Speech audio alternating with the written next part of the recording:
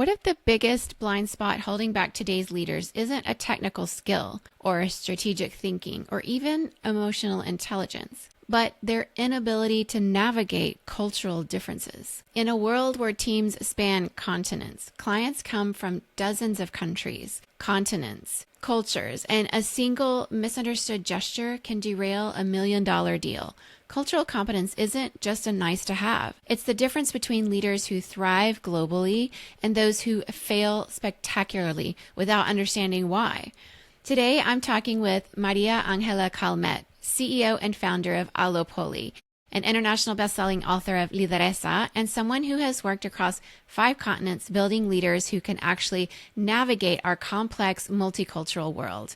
With over 15 years leading projects from South America to Asia, from Africa to North America, Maria Angela has seen firsthand what happens when leaders get culture right and devastatingly wrong. But here's what makes this conversation different.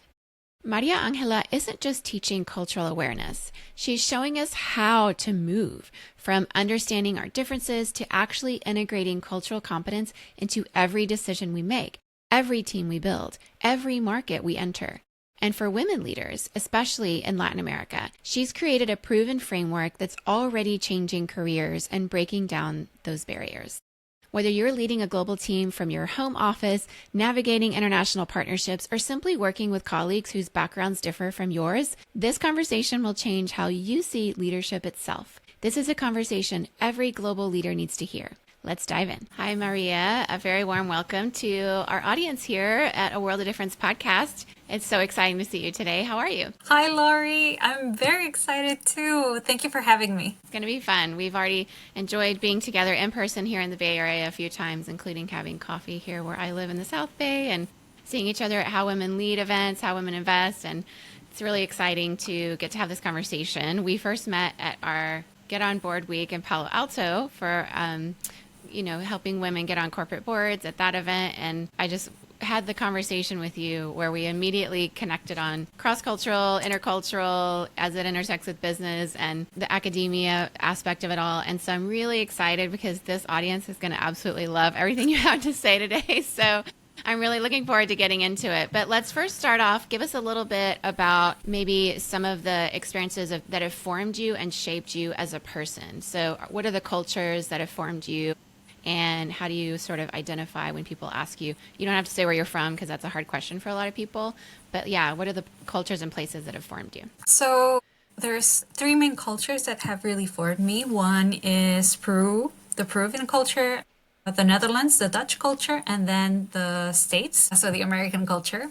And I was born in Missouri in the States. I moved to Peru at a very young age with my parents. Both my parents are Peruvian. So I grew up in Peru, and then I moved to the Netherlands for a couple of years to work. And then after that, lots of things happened, but then I moved back to the States. So I've been living already in the States for almost 5 years now. And these have really been the cultures that have shaped me. Even as I see my own profile, let's say, I have a lot of things that are very Peruvian, a lot of things that are very Dutch, a lot of things that are very American. And I'm this kind of mixed of the different cultures and different places that I lived in. And that's really, I think, what makes people who have lived in so many different countries so authentic, because I get to pick and choose the best things of all the different cultures, and you choose to adapt to those. I love it. And this is one of the things that we really connected over because so many in this audience will relate to that, whether you have been raised as an expat kid or you're an expat yourself, or you're an immigrant, or you've moved between countries and cultures at all. Many people will have similar experiences to what you said, where you just sort of choose these parts that form you. And then sometimes it's not even necessarily a choice. You don't always realize that what you're doing is something that's cultural. So like I remember when I met my husband and we had been dating for a while, and then I took him on a trip to Venezuela with me, and he had never been there. We met in the States. He had grown up in Thailand and India. And when he went to Venezuela, he was like, everybody walks like you. And I was like, well, it's not me. It's the culture. So sometimes you think that it's personality, but it's really the culture. And you've created and you speak quite a bit on all of this topic and the nuances of it. So I'd love for you to tell us a little bit more about what led you to create Allopoli. Sure. So Allopoli means it's allo, that means different, and poly, which means community. So it's how to get people from different communities together. And the reason why I created Allopoli was because I want to help companies and teams be the best that they can be. I want to help companies and teams reach their full potential. And that's via cultural competence, frameworks and tools, as well as identifying those hidden biases or unconscious biases that we have. So by implementing these different cultural tools and identifying the biases, I am able to help teams, help companies minimize those conflicts so that they can maximize their either their team performance or just company performance overall. It's And so exciting. really, It really is. I know it's one of the things that I really enjoy, and I guess that's really one of my purpose in life is to share knowledge and also to help people become the best leaders that they can be. Or the best persons that they can be, the best person they can be. And Allopoli really is part of my journey to do this. The first time that I did this, and we talked about it before, is my book, LIDERESA, which is a leadership book for women. And the reason why I did that was so that I could share my knowledge and share my experiences with others. So ideally, I, as a leader, went through so many mistakes, so many things that happened, if I can share them with you so that you cannot make these mistakes, I mean, hopefully it will ease your way to becoming the best professional that you can. And what I also talk about the book and what I share with Allopoli also is my mistakes. We oftentimes hear about all the successes and all the great things that people achieved. And in this book and within Allopoli, I open up about the things that I did wrong. I did this wrong. I did this mistake. I learned this way. And this was the outcome that I eventually overcame and was able to be successful. And with Allopoli, it's very much the same, that instead of, women empowerment, it's actually cultural competence. Because for me, personally, that was one of the most challenging experiences that I had, moving from different countries, learning to speak new languages, adapting to culture. And again, I made so many mistakes. If I had these tools before moving or before leading teams in different continents, that would have helped me so much more. There's always going to be cultural shock, but at least I would have had the tools to best deal with this culture shock. And ideally, this is what I want to help leaders with. It's you're leading a team that might have, different cultures, and not necessarily a different culture comes from a different country. It can also be subcultures within that same country, and you're leading a team that are, let's say, from different cities, from your same country. And with that, it's really how do you identify these unconscious biases that are cultural so that you can lead your team better. There's a couple of frameworks that I use, but in one, for example, you identify the similarities and differences that you have so that you can actually focus on those differences to provide value instead of judging them or minimizing them. And in the others, it's 5 cultural dimensions. And some of them, for example, is how direct or indirect you are. Are you really focused on relationship or on tasks? Are you egalitarian or hierarchical? So all these different things that you really don't know that you are that way. And I help people and teams identify it. And there's one really fun photo that I use, or picture, where you can see it's 2 fish in a bowl, and a fish bowl full of water. And they're swimming, having a great time. And one of the fish asks the other, how's the water? And then the other fish is like, what's water? Because, and that's actually culture. These are the things, and these are the things that I help teams and leaders identify.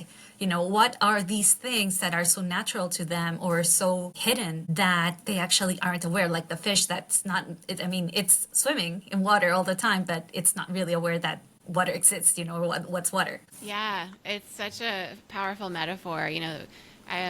I've heard people describe cultures like the ocean we swim in, the air we breathe. You just take it for granted, right? When you're in it and you don't even acknowledge it. And that Sociologists, anthropologists have really helped people have this lens. Like, what if you take off the glasses of your culture? And that's sort of what you're helping people do. I'm wondering about this with you. Why is cultural competence important, especially for today's leaders? What have you seen with that? So, lots of reasons, really. I have here, if you look at, cultural competence, first of all, is one of the future's skills to have. According to the World Economic Forum, in the Future of Jobs Report 2025, global citizenship is one of the top next skills to have, and this is supported also by the Inter-American Development Bank. Having said that, it's the way that I share or try to explain cultural competence and why it's important is with a tree analogy.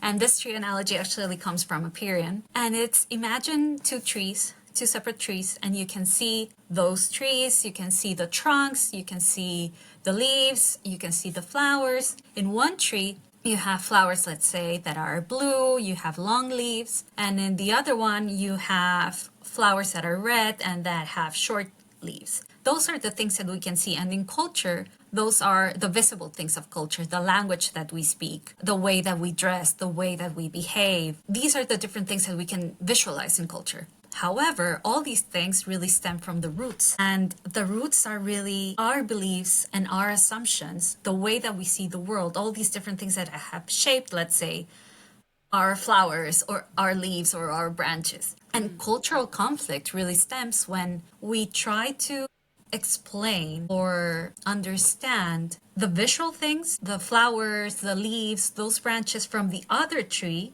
with our own roots. So understanding, why does this tree have this color or this colorful flower when ours is completely a different color? Because it's based on our own roots, on our own assumptions, on our own values and belief system. And that's what I help people do. And that's why really it's so important for cultural competence to be developed by leaders, or for leaders to focus on that. Because without that, again, going back to unconscious bias, we believe that everyone has the same values that we have. We believe that everyone has to have the same beliefs that we have. And once, as a leader, if you try to develop projects or lead a team and you tend to minimize, oh yes, because we are all, let's say, human, or we're all members of this company, we are very similar. And yes, you can be very similar. But this stems from an assumption that the values in each person of your team are the same values as your values, or the belief system from every single person in your team are exactly the same as yours. Yeah. Big And mistake. Exactly. So this is why really it's important to have cultural competence in leadership, so that we can really understand and just either style switch, or at least be curious enough to learn that, oh, they actually are different from me, and learn more about that.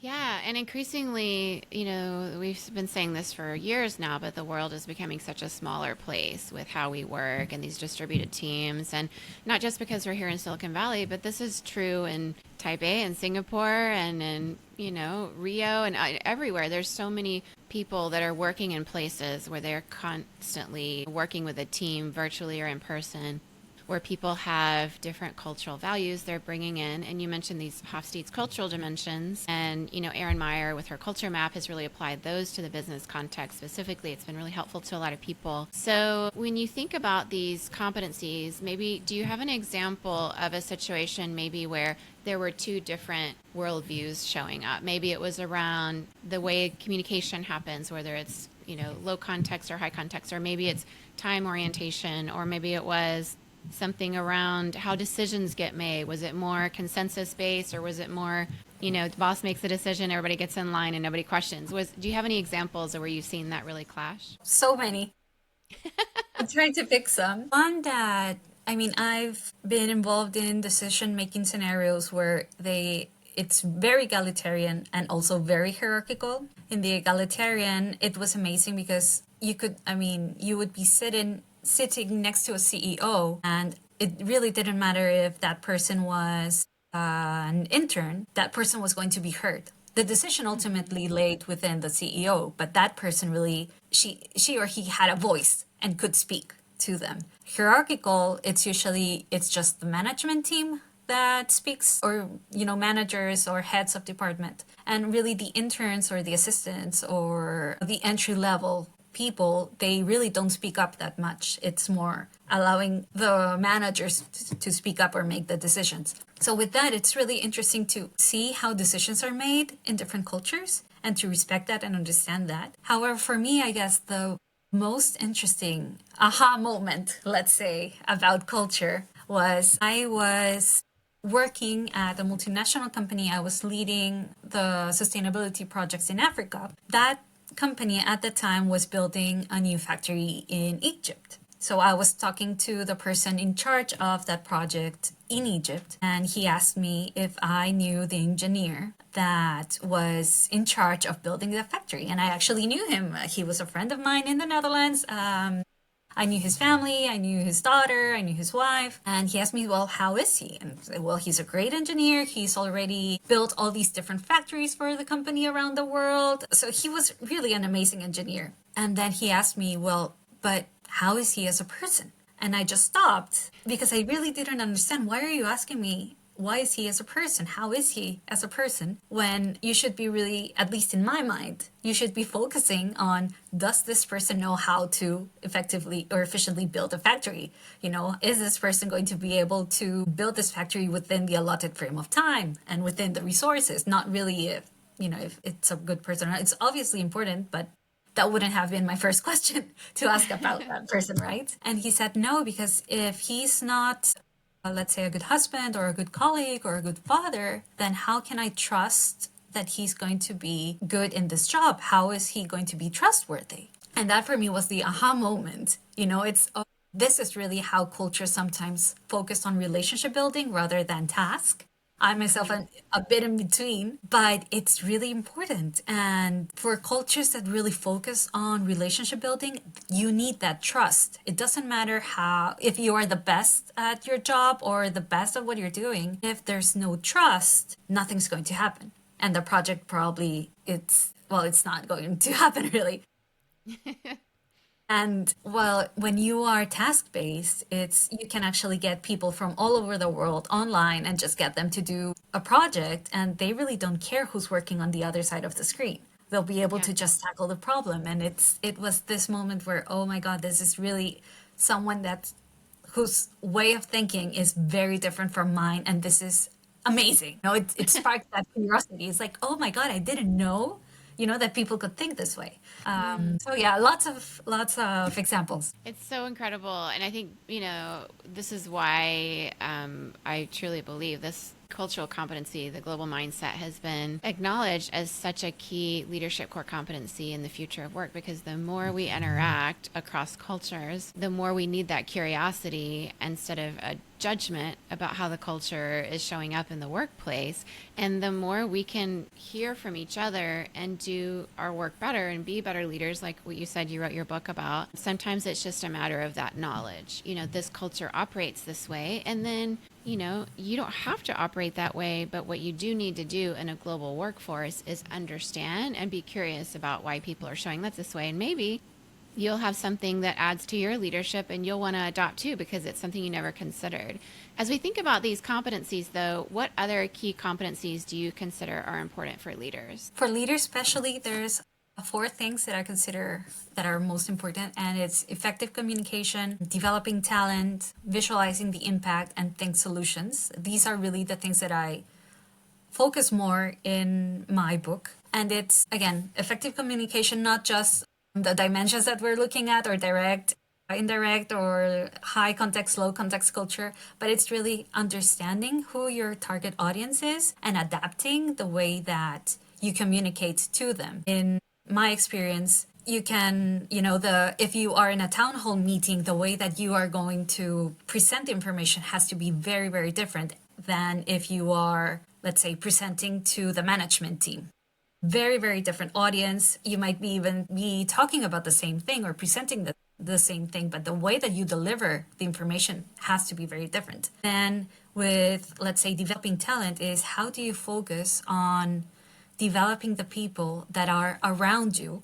But I focus here, we usually associate leaders with people who have a team, And I want to emphasize that you can be a leader also without having a team. You can lead upwards, you can lead downwards, you can lead sideways. So it's all the different ways that you can actually develop talent, not necessarily your own team, but you can develop talent as a mentor. You can develop talent also as a colleague, all these different ways that you can develop talent within the company. Then the third thing is visualizing impact. What I've seen is that sometimes people focus on the team as in their team, let's say, their functional area, let's say marketing, finance, operations, supply chain, but not as a company. So this creates really these silos of us versus them. And the more that you think the impact that this is going to have beyond your let's say your area, that function, really that's where you understand how the impact ripples throughout the company. It's the one change in marketing can have a change in finance, can have a change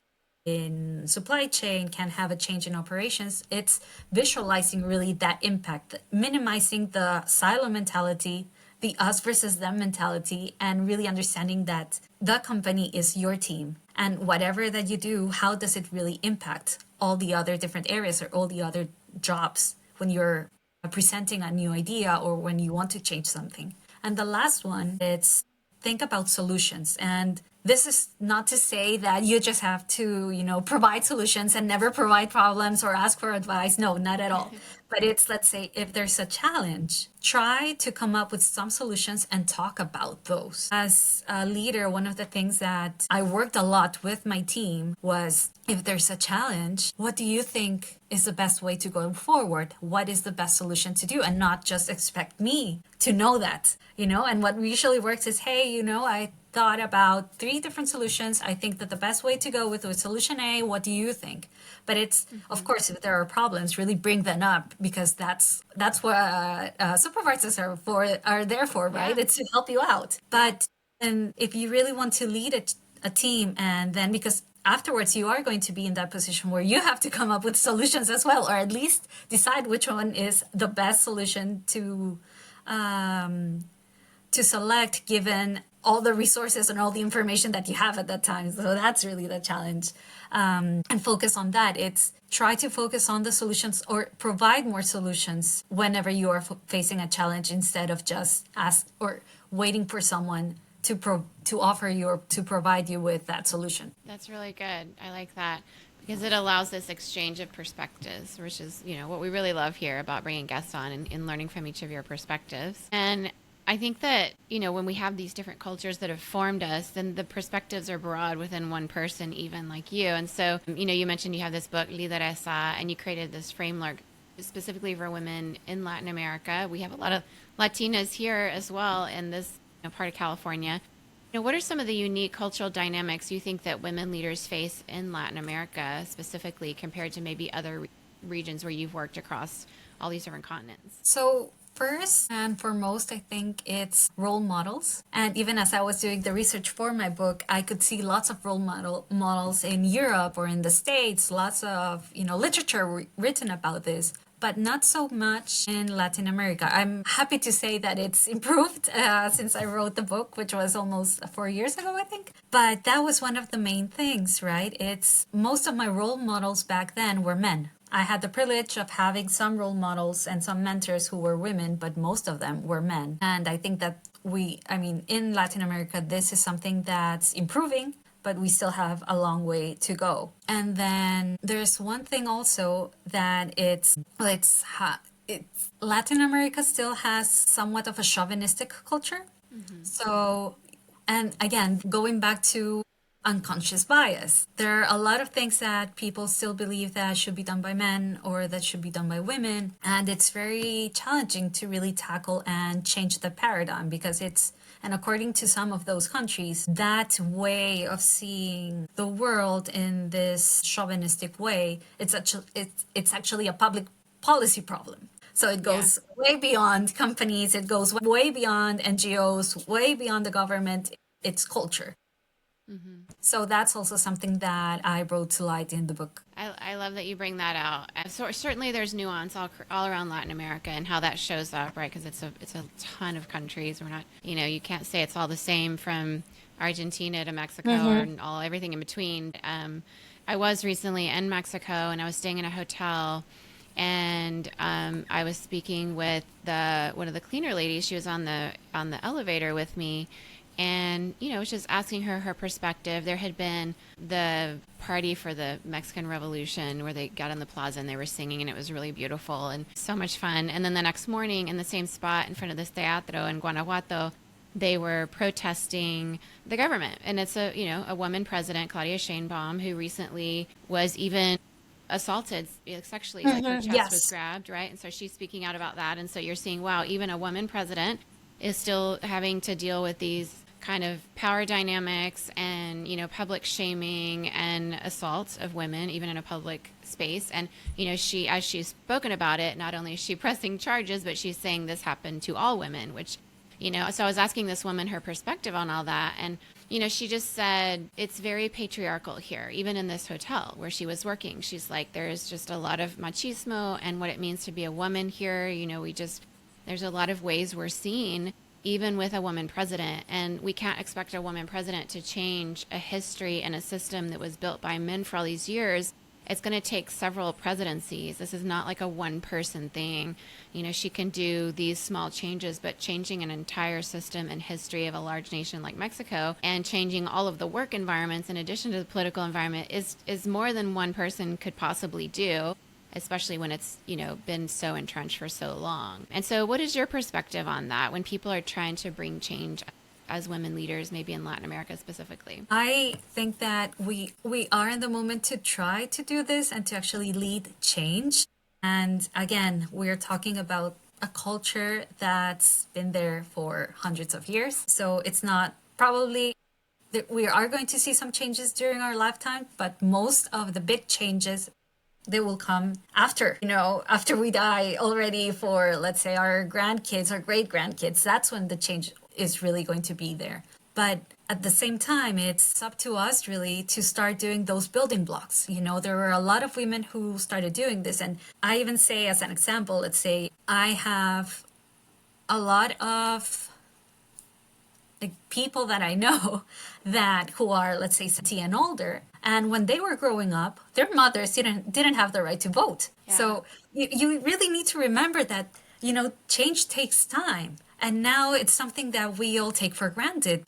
It's in the 20s, really, they didn't have votes, and it wasn't a universal vote in all countries. Different countries started having votes for women in different years. Yeah. But with that, it's this time to actually start showing women that there are role models that they can reach up to. It's time to embrace also the feminine qualities of leadership, because you have, and I'm not saying that the masculine qualities of leadership are wrong, because we need both. The thing is we need both. We need masculine, let's say, skills, and we also need feminine skills. But let's try to embrace those more, and that's supporting each other, dialogue, looking at different, let's say, ways that the projects or the things can impact people who are working in that, or the different dynamics for people who are in that company, So it's really an interesting time to start developing all these things. And just because I don't think we're starting or think we are in the middle of this, but we still have a long way to go, but not lose faith, because just as it's the first step for us, and we're putting these things on the table where we're talking about it, that's going to be really the basis for the future generations to be more open with the idea of all these things, or at least feminine leadership that we're talking about. I agree.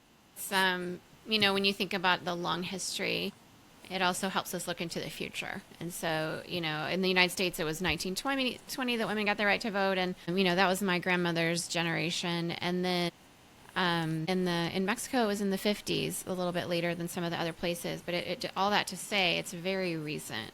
And so it's very fragile. And so keeping that is kind of part of the task here in the United States right now, because there are people who want to repeal the right to vote for women. But it means that you never can take for granted, especially when something is so new, that it's just going to be there, forever and ever. But you've worked across continents. You've worked across South America, North America, Europe, Africa, Asia. When you think back on your career and your experience of working in these different cultures, do you have a moment you could share when your own cultural assumptions were challenged in a way that really maybe fundamentally changed how you approach leadership or business? I think that's a really good question. One of the ways that really changed the way of how I saw culture and leadership was when I was working in the Netherlands and I experienced firsthand how direct people could be. Before moving to the Netherlands, the way that I experienced directness was it was as if really someone was being mean. Why aren't you sugarcoating things?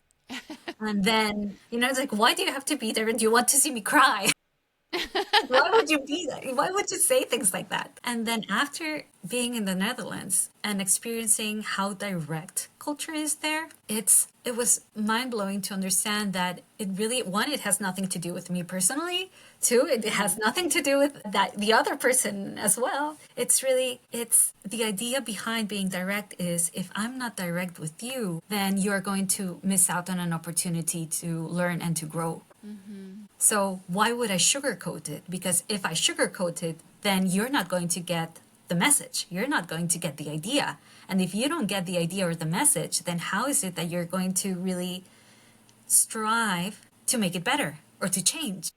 And that's when I said, oh my God, being direct, it's beneficial to me. And it's beneficial for the other person because if they're asking feedback, I can be direct and just know that I'm not going to be hurting that person's feelings. It's going to be accepted. What I'm going to say, it's going to be accepted and understood that it has nothing to do with, me being mean or it's if I don't give you a clear message, how are you going to benefit from that? So that for me was completely groundbreaking and shattering. Yeah. Incredible. Yeah, I do think there's so many cultural misunderstandings within high context and low context, indirect, direct communication. The Dutch colonized Indonesia, and so my years living there for 10 years, we would encounter, Dutch people on vacation. Maybe, they came to visit where their grandparents had been back in the day or whatever. There's just a lot of Dutch tourism there because it was a colony. And, Indonesians are much less direct, with their communication. There's a lot of triangulation when you need to give feedback, like tell your friend to tell your friend or tell your neighbor to tell, it's very indirect. And so, but the Dutch were some of the most direct people I ever encountered in that, because of how direct their culture is. And you could just see so often how it was like the feelings would get hurt. And you started to understand this really is a kindness. They're trying to help you understand if you do this with your baby, it will be better for you. They're not trying to criticize your parenting style or whatever it is, right? They really were approaching it out of kindness. And sometimes those things are hard to see because culture is, like you said, the water we swim in, right? The ocean we swim in. And this is why this conversation, both in business and in any organization where you work, where there is at least two cultures, which these days there's way more typically, and whether you ever travel outside of your own country or whether you have neighbors moving in your community that are from another culture, this is why the work that you're doing really, really matters for people. And it is really making a difference. I'd love for you to just, give you another moment to say anything you haven't said or kind of a closing remark. And then also let us know where we can find you. Perfect. Yeah. So oftentimes we think that when we talk about cultural competence or understanding other cultures, it's, the proper ways of saying hi or, how to end an email or all these different things. But again, going back to the tree analogy, those are the leaves. Those are the flowers. What we really need to understand by cultural competence is looking at those unconscious bias. So when we're talking about direct and indirect, it's kindness. You can see that they're direct, but really what you need to understand is the set of values, beliefs, and assumptions that really shape the way people see. So it's not just talking about, how to socially interact, if you have to raise your hand or not, kiss on the cheek or not. It's really going beyond that. It's trying to understand the roots, trying to understand how we are similar, how we are different. And once we identify those differences and similarities, how can we actually create value or have these differences create the best value that we have for the team, for the company, or even, like, in your personal friendships as well. It's how to actually promote that value and not just keep thinking of, oh yes, they're different from me, or it's looking at those roots instead of just staying focused on those flowers or the leaves or the branches. Those are the things that we can see but not necessarily understand. Love it. It's a great way to think about it. Well, if people want to find out more about the work that you're doing, or maybe bring you in to speak, or find out where to find your book and all those things, how can they find you? Of course. So my book is called LIDERESA. You can find it on Amazon worldwide. And then my website is Allopoli, so www.allopoli.com. And there you can find me, connect with me, and learn more about cultural competence. Thank you so much for being on here today and for sharing your perspectives and everything you've learned from living and working around the world and your research. And it's just been incredibly insightful to learn from you today and have this conversation. Thank you so much, Lori, for having me. I really enjoyed it. You're welcome. Bye. Bye. If you've been listening and thinking, I wish my CEO could hear this, or my team really needs to understand this, do not keep it to yourself. Cultural competence isn't something we can master alone. It requires curiosity, humility, and the courage to see our own blind spots. And it starts with conversations exactly like this one. Share this episode with your colleagues, your leadership team, your global network. Tag Maria Angela Calmet and Allopoli on social media. Tell them which insight hit you the hardest, because the leaders who shape the next decade won't just be the smartest in the room or the most driven. They will be the ones who can build bridges across cultures, who can see the world through multiple lenses, who understand that diversity isn't a checkbox, but a competitive advantage in how you make decisions and how you grow your organization. Want to go deeper? Head to the show notes for links to Maria Angela's book, LIDERESA, information about Allopoli's cultural competence training, and for our Patreon supporters, an exclusive question where Maria Angela shares something you won't hear anywhere else. If this conversation expanded your perspective, please leave a review, share it with someone who needs to hear it, and subscribe so you never miss an episode. Remember, the world doesn't need more leaders. It needs more culturally competent leaders. And that transformation starts with you. Until next time, lead with curiosity, listen with humility, and never, ever stop learning. This has been A World of Difference. Find us wherever you listen to podcasts and join our community of global leaders who are changing the world one conversation at a time.